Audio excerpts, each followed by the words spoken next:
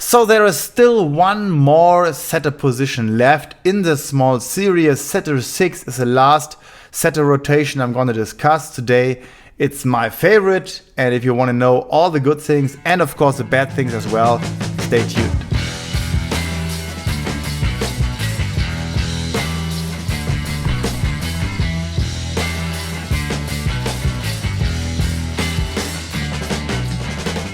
Hey guys, welcome on my channel. Hope you have a great day. This is all about volleyball. My name is Morten, and right now I'm going to make a small series of videos about all the setter rotations and all the good and the bad things, the advantages and disadvantages about the setters and what you have to look for if you play these setter rotations. It's all about how to start the game, because the first rotation you have is probably coming up at the end of the set.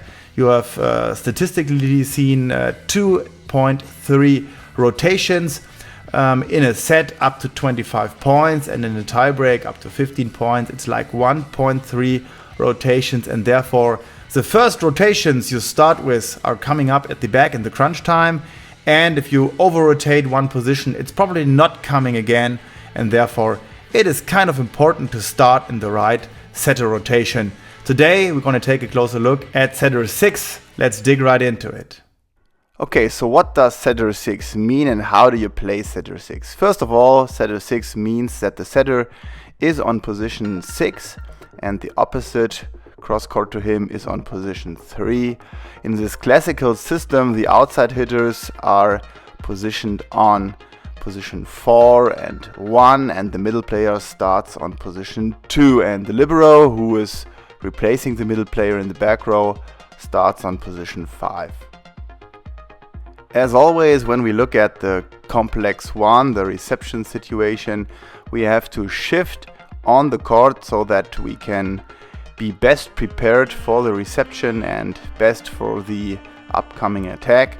And therefore, in this situation in setter 6, the setter is moving a little bit closer to the net, to his position where he wants to set from. And since he is moving up next to the opposite is moving a little bit over to the right side of the court, and the middle as well from position 2 is moving to the outside line. To stand with 3 guys in reception, the outside hitter from position 4 is dropping back in reception and the libero is moving over to the center of the court. So this is what it looks like when everybody has shifted his position for reception. Of course, there are always little differences, standing a bit more front or back or more left or more right. This depends on individual preferences or maybe even the serving situation. When you look at the red dotted lines, these are the critical positions on the court so that you don't violate the rules. Everybody has to position correct when the serve from the opponent is done, and therefore the outside hitter on 4 has to be in front of the libero on 5. And the setter on 6 has to be further away from the net as the opposite. In the vertical perspective, the libero from 5 has to be left from the setter on 6, and the opposite on 3 has to be left from the middle on 2. Usually these positions are not the problem. In setter 6 we have 3 attackers on the net, the outside hitter attacking over position 4, the middle attacking over position 3, and the opposite has to drop back first to attack then over position 2. And as well for pro teams, there is one more back row attacker. The outside hitter from position 1 can of course attack back row, usually over position 6.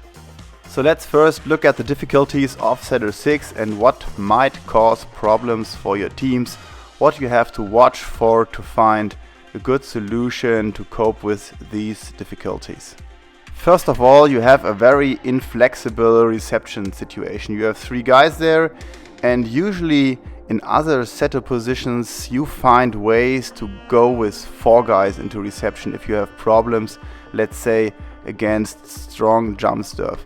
But here in setter 6 this is not possible. Of course you can put the middle player into reception, but you don't want to do that. You lose your fast attacker over the middle. And if you want to place the opposite in reception, it's really kind of complicated. So let's don't do this. And as we already seen before, there are difficult reception zones on the long position 5 and the short position 3, since libero and outside hitter on 5 and 4 are blocking each other in starting position, and therefore this is kind of the danger zones, and that's why you often see that the server is hitting to these targets. In other setter situations, the attack or the approach for the middle player is much easier than here. It's kind of a difficult way to approach. He has to drop in from the right side of the court, turn around the setter, and then open up his right shoulder if he's right-handed. And this is kind of difficult and very, for a right-handed middle player, kind of hard to coordinate these movements. The opposite has to drop back from the net first to be ready for his approach. This is the usual thing. He often does this in the game, since after every block he drops back for attack. But here it's a special situation because he has to move back and then forward, and usually from reception situation every attacker is just moving from the back front to the net. And yes, we have a back row attacker if you want to use him, but his approach is not that easy as well. Well, as I mentioned before, I really like setter 6. I usually start in setter 6 my game, my set, and therefore let's look at the advantages setter 6 is bringing up to your team. First of all, the reception situation is not that bad. You have the libero in the middle of the court, so he can support both outside hitters moving left or right and taking over some more space or zone to support the outside hitters in reception or take over the reception. Short serves of the opponent doesn't have to be very big problems if you advise your middle player to take over the net balls or short serves.